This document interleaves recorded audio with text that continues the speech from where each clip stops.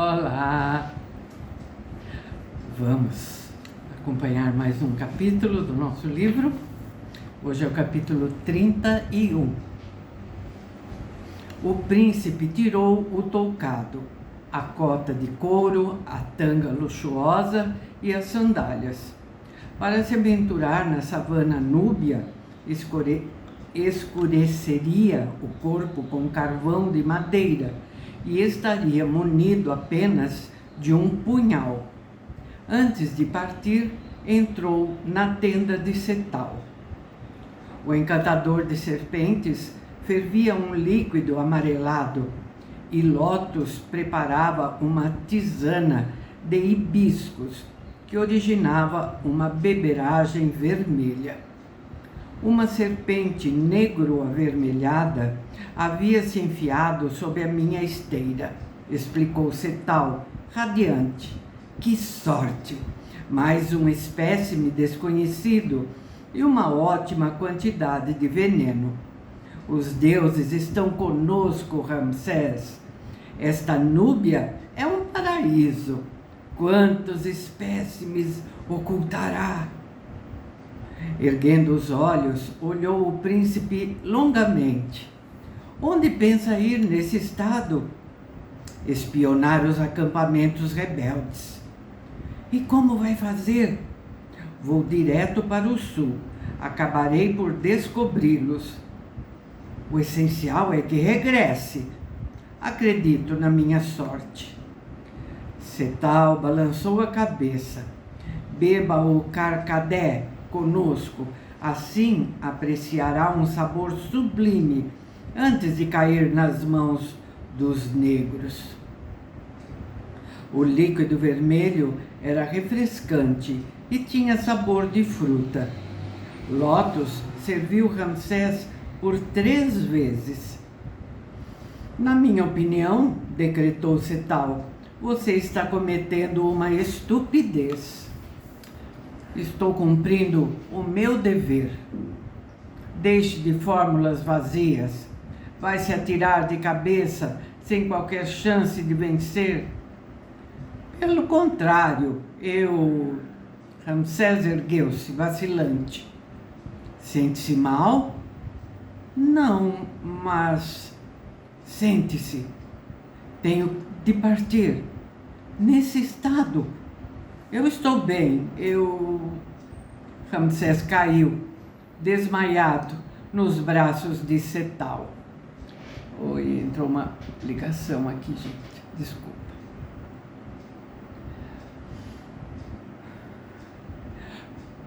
Ramsés caiu desmaiado nos braços de Cetal, que o estendeu numa esteira perto do lume e saiu da tenda.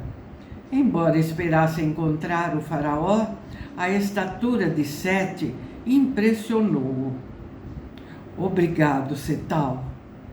Segundo Lotus, é uma droga muito leve. Ramsés acordará de madrugada, refrescado e bem disposto. No que diz respeito à sua missão, não tema. Lotus e eu ocuparemos o seu lugar.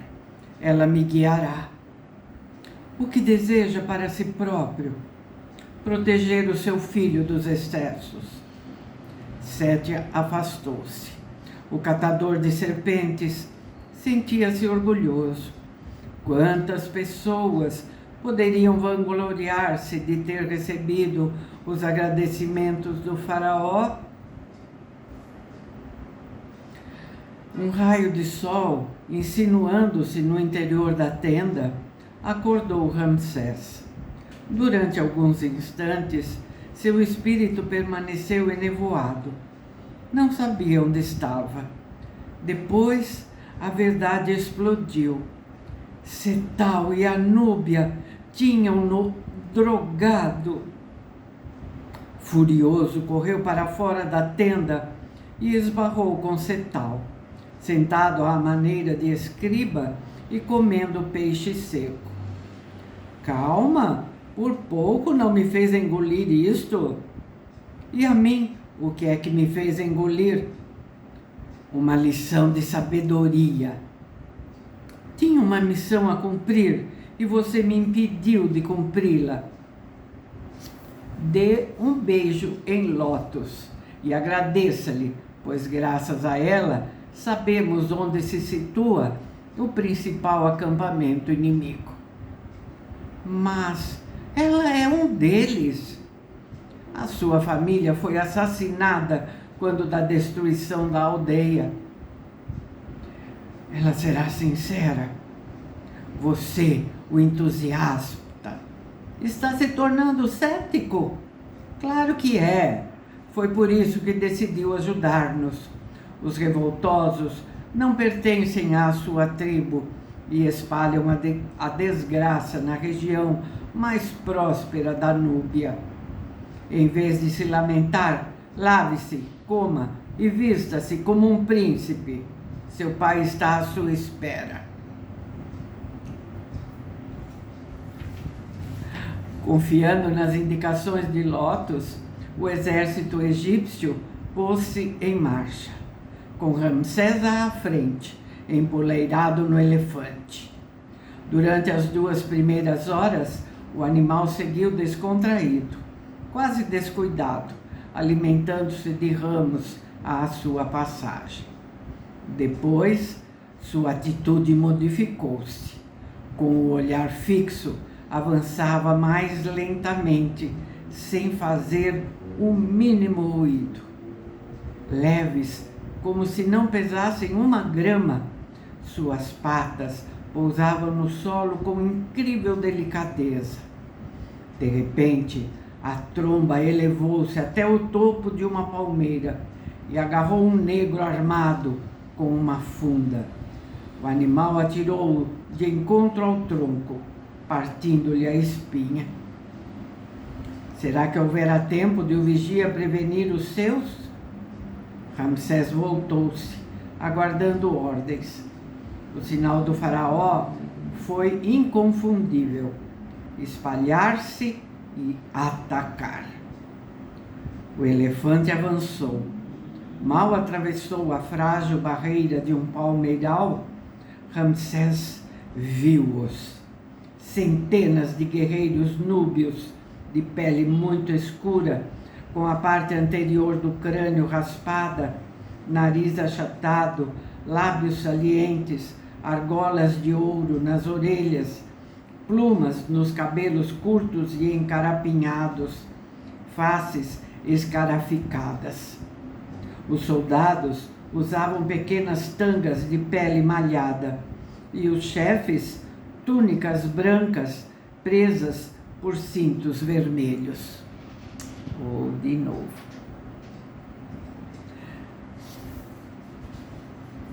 Era inútil pedir que se rendessem.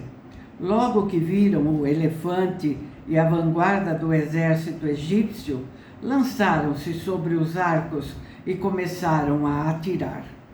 A pressa foi-lhes fatal, pois reagiram dispersos, enquanto que as ondas de assalto egípcias se sucediam com calma e determinação. Os arqueiros de Sete puseram fora de combate os atiradores núbios que, por precipitação, avançavam e atrapalhavam uns aos outros. Depois, os lanceiros alcançaram o acampamento pela retaguarda e massacraram os negros que carregavam as fundas. Graças aos seus escudos, os guerreiros egípcios aguentaram uma carga desesperada, feita com achas, e trespassaram seus adversários com espadas curtas. Os núbios sobreviventes, em pânico, abandonaram as armas e se ajoelharam, suplicando aos egípcios que os poupassem. Sete ergueu o braço direito e o combate, que apenas durara alguns minutos, cessou. Imediatamente, os vencedores ataram as mãos dos vencidos às suas costas. Para o elefante, porém, o combate ainda não tinha terminado. arrancou o teto da maior das casas e desfez-lhe as paredes. Surgiram 2 núbios, um alto e digno, com uma larga tira de tecido vermelho atravessada, e o outro pequeno e nervoso, escondendo-se atrás de um cesto. Fora este último que ferira o paquiderme, espetando-lhe uma azagaia na tromba. Com a extremidade desta, o elefante colheu-o como um fruto maduro e, apertando-o pela cintura, manteve-o no ar durante um longo momento. O pequeno negro berrava e gesticulava, tentando em vão libertar-se do abraço.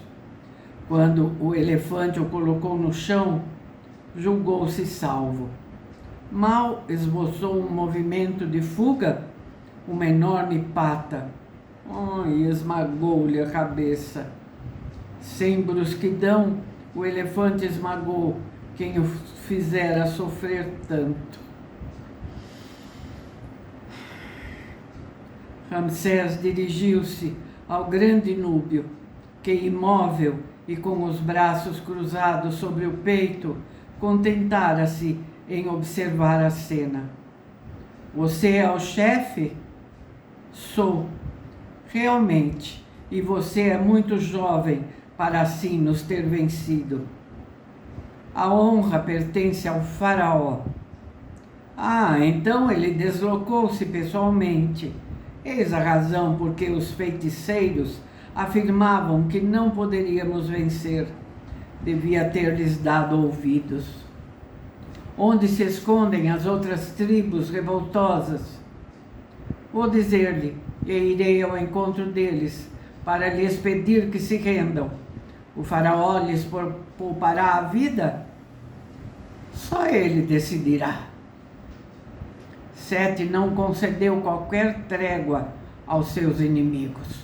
No mesmo dia, atacou 2 outros acampamentos. Nenhum nem outro deram ouvidos aos conselhos de moderação do chefe vencido. Os combates foram de curta duração, porque os núbios lutaram sem coordenação. Ao recordarem-se das predições dos feiticeiros e vendo aparecer Sete, cujo olhar brilhava como uma chama, muitos deles não lutaram com o entusiasmo habitual. Gente, Perdão, gente, a interrupção. Para eles, a rebelião estava perdida. Na madrugada do dia seguinte, as outras tribos depuseram as armas. Não falavam com terror do filho do rei, dono de um elefante macho que já matara dezenas de negros? Ninguém podia se opor ao exército do faraó. Sete fez 600 prisioneiros. Levariam consigo 54 rapazes, 66 moças e 48 crianças que seriam educados no Egito e regressariam depois à Núbia, todos com uma cultura complementar egípcia e baseada na paz com o poderoso vizinho. O rei assegurou-se de que a região de Irém tinha sido totalmente libertada e que os habitantes dessa rica zona agrícola tinham de novo acesso aos poços de que os rebeldes haviam se apoderado. A partir daquele momento, o vice-rei de Cush inspecionaria todos os meses a região, a fim de evitar a eclosão de novos focos de rebelião. Se os camponeses tivessem reivindicações a fazer, ele os ouviria e tentaria dar-lhes uma satisfação. Em caso de litígio grave, o faraó decidiria.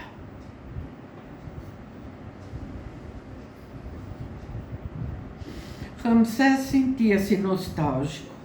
Entristecia-o deixar a Núbia. não se atrevera a solicitar ao pai o posto de vice-rei para o qual se sentia talhado. Quando o abordara com essa ideia na cabeça, o olhar de Sete dissuadira-o de a expressar. O monarca expôs-lhe o seu plano: manter no lugar o atual vice-rei, exigindo-lhe uma conduta impecável. A mínima falha iria acabar-lhe a carreira como intendente de qualquer fortaleza. A tromba do elefante afagou a face de Ramsés. Indiferente ao desejo da maior parte dos soldados, que queriam ver o enorme animal desfilar em Mênfis, o príncipe decidira deixá-lo livre e feliz nos lugares onde tinha nascido e crescido. Ramsés acariciou a tromba, cuja ferida estava quase cicatrizada. O elefante indicou-lhe a direção da savana, como se o convidasse a segui-lo. Mas os caminhos do elefante e do príncipe separavam-se ali. Durante longos minutos, Ramsés permaneceu imóvel. A ausência do seu surpreendente aliado apertava-lhe o coração. Como teria gostado de partir com ele, descobrir caminhos desconhecidos, captar os seus ensinamentos. Mas o sonho estava desfeito. Era necessário embarcar de novo e regressar ao norte. O príncipe jurou a si mesmo voltar à Anúbia. Os egípcios desmontaram o acampamento entoando cantos.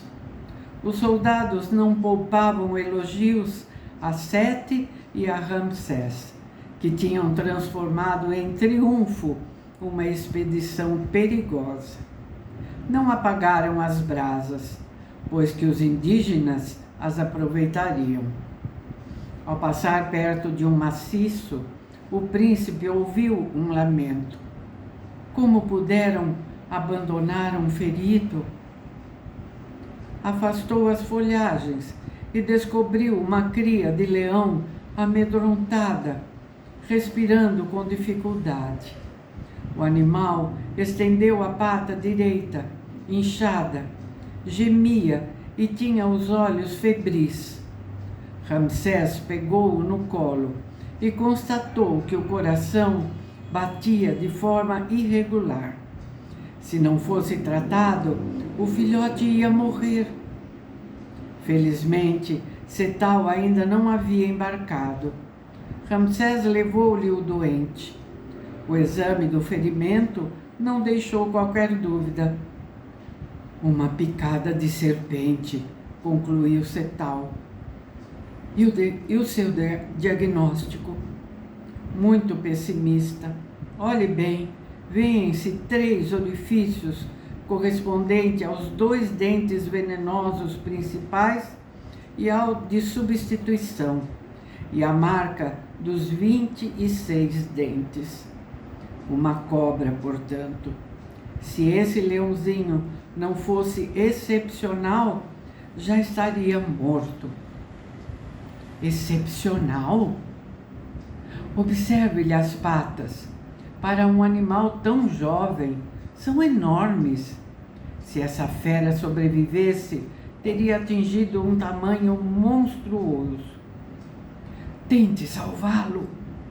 A sua única chance é a estação, o inverno. Nesta época, o veneno da cobra é menos ativo. Setal esmagou em vinho uma raiz de pau de serpente, originário do deserto oriental, e fez o leãozinho beber o líquido. Depois, esmagou cuidadosamente as folhas do arbusto em óleo e untou o corpo do animal para estimular o coração e aumentar a capacidade respiratória. Durante a viagem, Ramsés não abandonou o filhote. Envolto num emplastro feito com areia do deserto, mantida úmida e folhas de rícino. O animal mexia-se cada vez menos. Alimentado a leite, enfraquecia. Notava-se, porém, que apreciava as carícias do príncipe e dedicava-lhe olhares reconhecidos. Você há de viver, prometeu ele, e seremos amigos. Uau, gente, que capítulo foi esse?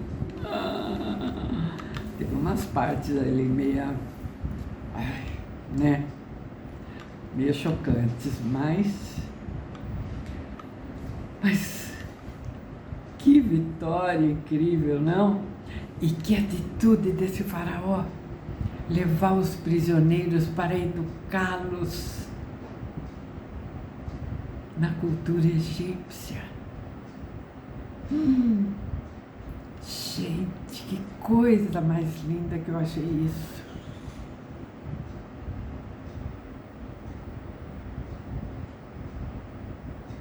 Isso é ser um verdadeiro rei.